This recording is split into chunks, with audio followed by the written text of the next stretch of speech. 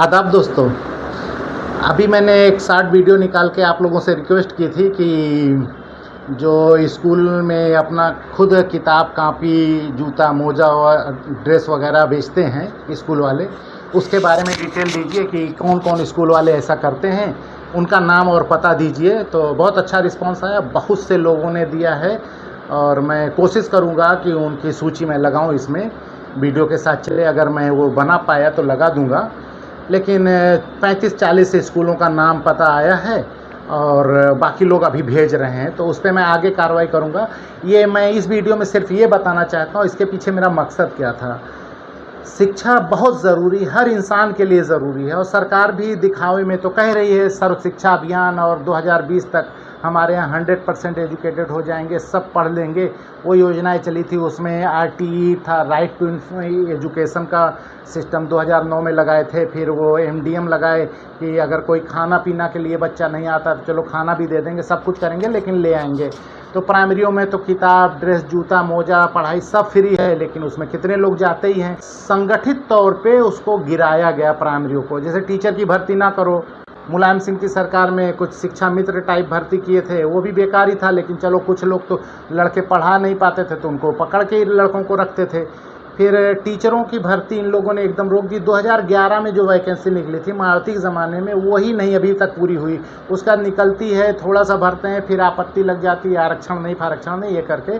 तो सोचो 2011 के से आज तक नहीं भर्ती जब पूरी हुई, तो अभी 14 साल में कितने लोग और रिटायर हो गए होंगे उनकी जगह का। और जो बच्चे नहीं पढ़ पाए, वो स्कूल में टीचर नहीं है, उनका क्या हाल होगा। लेकिन सरकार ऐसा करती क्यों नहीं, उसका ये मैटर है कि सारे विधायक और सांसद तो स्कूल खोल लिए हैं प्राइवेट। तो अगर सरकारी स्कूल अच्छे हो जाएंगे तो बेचारा इनकी दुकानदौरी बंद हो जाएगी, इसलिए सरकार उस पर ध्यान नहीं देती और नौटंकी दूसरे टाइप की लगाती है। उसमें बेंच टाइल्स फलाना ढीमका सब लगवा रही टीचर, और वहाँ चपरासी क्लर्क ये सब नहीं दे रही है। शिक्षा तो बहुत सस्ती है हमारे यहाँ भाई, हमारे यहाँ बिना पैसे की पढ़ाई होती है। और BEd TT GT पता नहीं कितना पढ़ा आदमी तो प्राइमरी में पढ़ाता है, जिसको काखा गागा अंगा पढ़ाना वो इतना हाई लेवल का क्वालिफाइड रहता है। लेकिन वो तो मरी संस्था है, वहाँ तो कुछ किया नहीं जाता, बस खाली नौकरी ना देने के लिए वो डिग्रियाँ मांग ली गई। वरना 1 से 5वीं तक पढ़ाने के लिए 12 पास आदमी बहुत है भाई। BEd आदमी आएगा वो लेक्चर देगा, तो बच्चे को तो पकड़ के का खा लिखवाना है तो उसको लेक्चरार देने की क्या ज़रूरत है यार। 12 पास आदमी पढ़ा दे। लेकिन वो सिस्टम था कि हमको नौकरी नहीं देनी है तो इतनी डिमांड कर दो, कोई BEd ना रहे, BEd रहे तो TT पास करो, CT पास करो, GT पास करो, उसमें इतनी फॉर्मेलिटी लगा दी है। खैर वो अलग है। अब प्राइवेट स्कूलों का जब पता किया गया तो ये लोग फीस लेते थे। सरकार कितनी जानदार है, इस पर देखिए। सरकार के यहाँ जब ऑब्जेक्शन गया कि फ़ीस बहुत ज़्यादा लेते हैं, इनके यहाँ बहुत खर्चा होता है, तो फीस कम करा दिए। सरकार ने आदेश कर दिया कोई विद्यालय फ़ीस ज़्यादा नहीं ले, लिमिट बांध दी। अब दिक्कत ये शासनादेश में जब लिखा जाता है तो उसी लिखे का अनुपालन करना पड़ता है। शासनादेश जारी कौन करता है? शासन किसके अधीन काम करता है? विधायिका के। विधायिका में कौन है? ये MLA MLC MP लोग। ये लोग उसको लिखने ही नहीं देंगे क्योंकि स्कूल सब इनके हैं। तो इन लोगों ने अपना पास करा लिया। फ़ीस नहीं ले सकते या फ़ीस मिनिमम ले सकते हैं। तो जब भी आप किसी स्कूल की फ़ीस रसीद देखेंगे ना, तो उसमें फ़ीस पढ़ाने की फ़ीस क्या है उसको लिखते हैं ट्यूशन फ़ीस, उसी को बताते हैं पढ़ाने की फ़ीस। अगर 100 रुपया स्कूल ने लिया है तो 2 रुपया 5 रुपया लिखा रहेगा ट्यूशन फ़ीस। बाकी 95 रुपया किसकी? मेंटेनेंस, वाटर, बिजली, पंखा, AC, बेंच बैठका, ये सब का सिक्योरिटी मतलब कैमरा सैमरा, वो जितना सब आडंबर रहेगा वो मिला के 100 रुपया। जबकि ये बच्चा क्यों दे? अरे भाई मैं तुम्हारे स्कूल का मेंटेनेंस क्यों दूँ?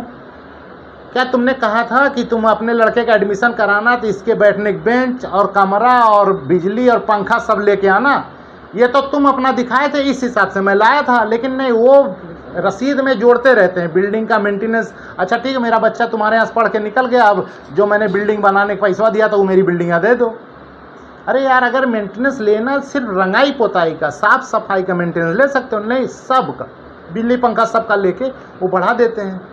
इतने पे इनका जहन्नम नहीं भरा। उसके बाद ये किताबें भी बेचने लगे, कापी भी बेचने लगे, ड्रेस बेचने लगे, जूता बेचने लगे, शार्पनर बेचने लगे, कुछ तो चॉकलेट टॉफी भी अंदर बेचते हैं। उससे क्या हुआ? कुछ लोगों का रोज़गार छिन गया। जैसे किसी स्कूल के पहले जब हम लोग पढ़ते थे तो एक अगर इंटर कॉलेज है तो उसके सामने 2 किताब की दुकानें तो रहती ही रहती थी, तो 2 लोग को रोज़गार मिलता था। अब ये लोग अंदर कर लिए हैं तो वो 2 का रोज़गार छिन गया। चलो ठीक है, हमें वो दोनों से नहीं मतलब, वो बेरोज़गार रहें। लेकिन वो जब बाहर दुकान पे होता था तो वहाँ कंपटीशन होता था, किताबें सस्ती रहती थी, वो 5 रुपये की देता था, ये पौने 5 रुपये की देता था, वो 4.5 रुपये की देता था। अब स्कूल वाला 5 रुपये की 6 रुपये में देता है और ऐसी किताबें लाता है कि उसके अलावा कहीं मिलेगी नहीं आपको, आप उसी के यहाँ जाके लो। किताब उताब पे कोई डिस्काउंट ही नहीं है। जूता मोजा वो जो चाहे लगा दे, कोई नोक वाला जूता लगाता, कोई सपाट वाला लगाता, कोई गोल लगाता, कोई बूट वाला लगाता है। बाजार में मिलवे नहीं कर, वो एक साथ खरीद ला, उनको पता है कितने एडमिशन हुए हैं, उतना जूता खरीद लाते हैं, बेच लेते हैं, नहीं तो अगले साल बिकेगा।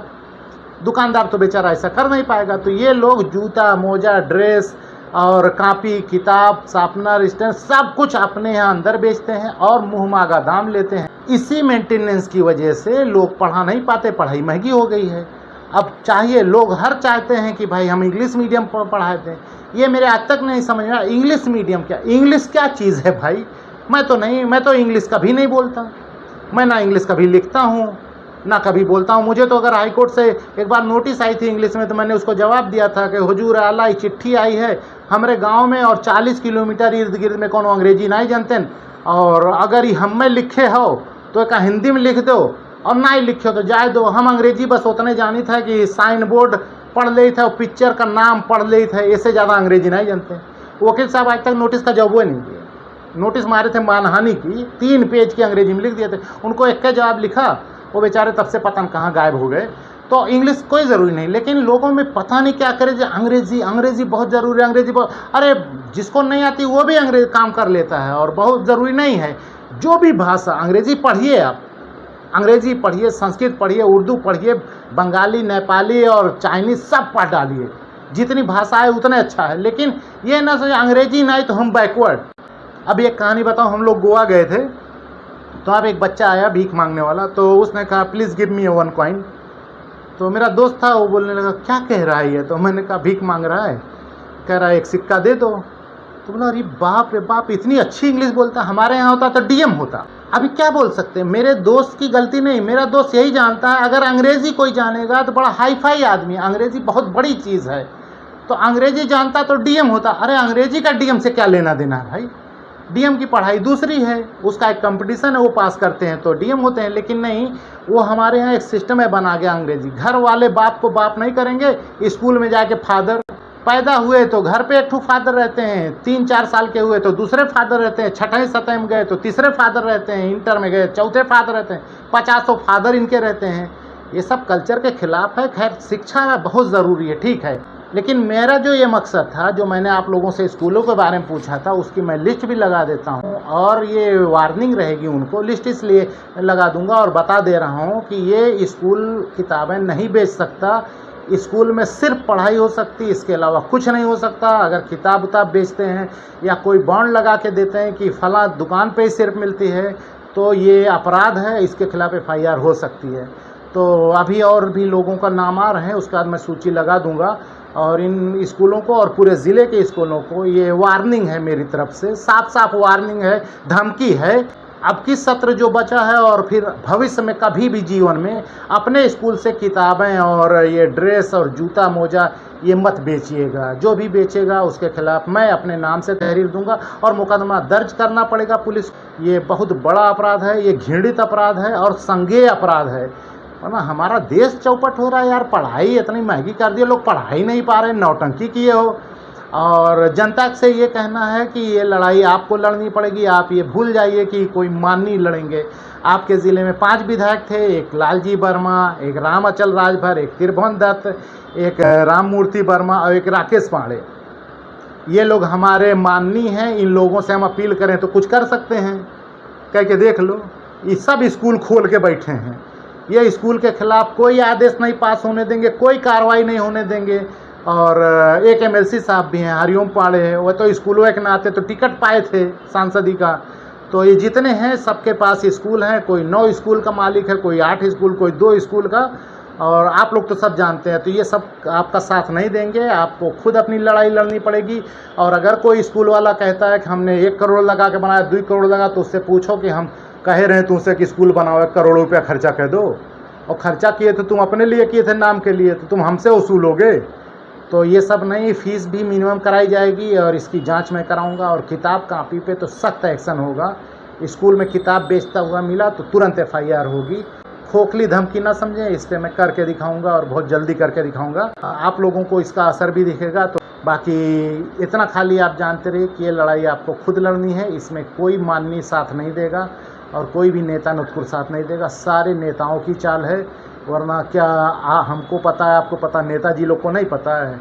आपके ज़िले के 5 विधायक, 1 MLC और जो सांसद जी, ये लोग का नहीं पता है कि स्कूल में कितनी फीस लगती है और कैसे क्या पढ़ाई होती है? तो ठीक है, आप लोग सहयोग कीजिए और स्कूलों का नाम दीजिए, और फिर मैं जब एक्शन लूँगा तो उसके बाद बताऊँगा कि क्या क्या मैंने कराया है। और अखबार वालों पे भरोसा मत कीजिए, ये बहुत ही नीच हो गए हैं। ये तो खबर ही नहीं छापते क्योंकि इनको चंदा और वो विज्ञापन चाहिए, तो ये आपकी खबर नहीं चलाएंगे। तो आप खुद लड़िए और खुद इसके बारे में आगे बढ़िए और वीडियो को शेयर कीजिए। जितने नंबर आप लोगों के व्हाट्सएप में हैं, सब वीडियो को शेयर